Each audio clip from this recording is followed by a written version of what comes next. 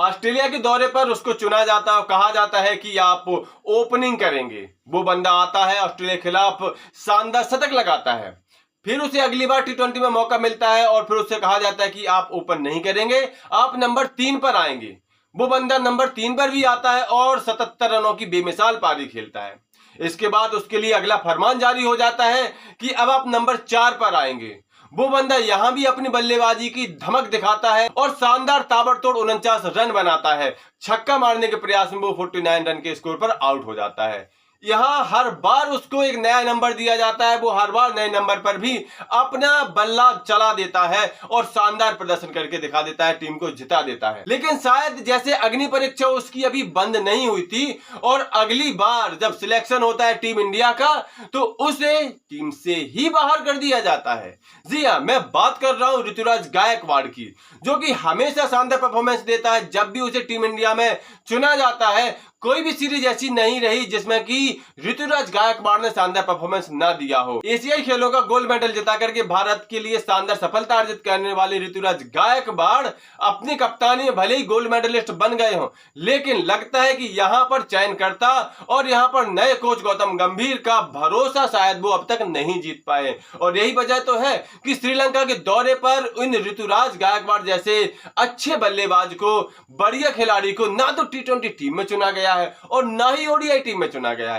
अब क्यों नहीं चुना गया है, यही सवाल क्रिकेट प्रशंसक लगातार सोशल मीडिया पर पूछ रहे हैं। और मेरा पर्सनल अगर व्यू पूछा जाए तो मुझे ऋतुराज गायकवाड़ के लिए बहुत ज्यादा दुख है। ऋतुराज गायकवाड़ जैसा प्रतिभावान खिलाड़ी और लगातार अच्छा प्रदर्शन देने वाला खिलाड़ी अगर इस तरह से टीम से ड्रॉप किया जाएगा, उसके नंबर के साथ लगातार खिलवाड़ किया जाएगा, उसे मौके नहीं दिए जाएंगे। जिम्बाब्वे के खिलाफ देखा आपने कि लगातार अच्छा प्रदर्शन करने के बावजूद भी 5वें टी20 मैच में उसे ड्रॉप कर दिया गया और अब तो उसे श्रीलंका के खिलाफ टीम से ही ड्रॉप कर दिया गया। अरे अगर अंतिम 15 में भी अगर आप उसे चुन लेते और अंतिम प्लेइंग 11 में ना भी लेते तो भी एक तसल्ली वाली बात हो सकती थी कि आपके पास अंतिम 11 के लिए और शानदार प्लेयर थे, इसीलिए ऋतुराज को नहीं चुना। लेकिन अंतिम 15 में ही नहीं उसे चुनेंगे तो इतना खराब परफॉर्मेंस तो ऋतुराज गायकवाड़ का किसी सीरीज में रहा नहीं है। जबकि श्रीलंका दौरे पर चुनी गई टीमें, चाहे वो ओडीआई टीम हो चाहे वो टी20 टीम हो, कुछ खिलाड़ी ऐसे हैं जिनका प्रदर्शन बहुत खराब रहा है। ऋतुराज गायकवाड़ से कंपेरिजन तो छोड़िए, उन खिलाड़ियों से कंपेरिजन भी करोगे जो टीम से बाहर है, उनसे भी गया बीता प्रदर्शन उन खिलाड़ियों का रहा है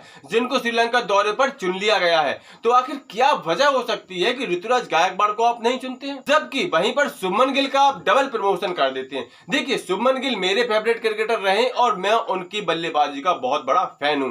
उनका टेस्ट में जैसा परफॉर्मेंस रहता है, उनका ओडीआई में जैसा परफॉर्मेंस रहता है, वो शानदार बल्लेबाज है।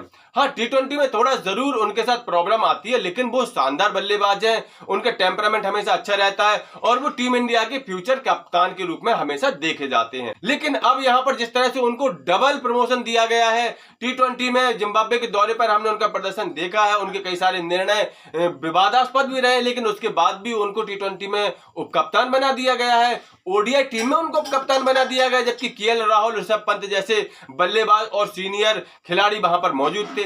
तो यहां पर कहीं ना कहीं थोड़ी सी गंध आ रही है, जैसे कि सोशल मीडिया वाले दावा कर रहे हैं कि क्या फेवरिज्म चल रहा है, यहां पर क्या कुछ खास खिलाड़ियों को प्रमोट किया जा रहा है और कुछ खास खिलाड़ियों को दबाया जा रहा है, टीम से बाहर किया जा रहा है।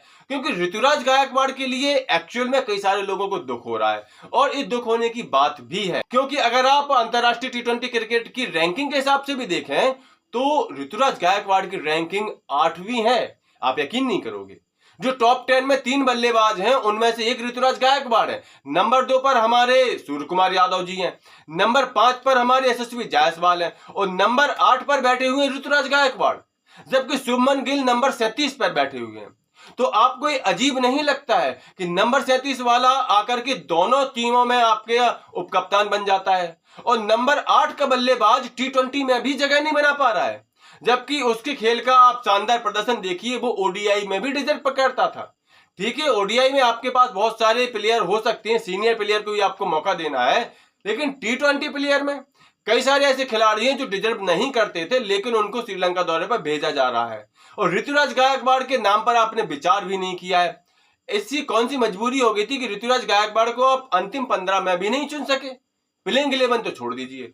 तो निश्चित तौर पर यहाँ ऋतुराज गायकवाड़ के लिए तो काफी ज्यादा दुख है और उनके प्रशंसक सही सवाल खड़े कर रहे हैं कि ये क्या फेवरिज्म का नया दौर है।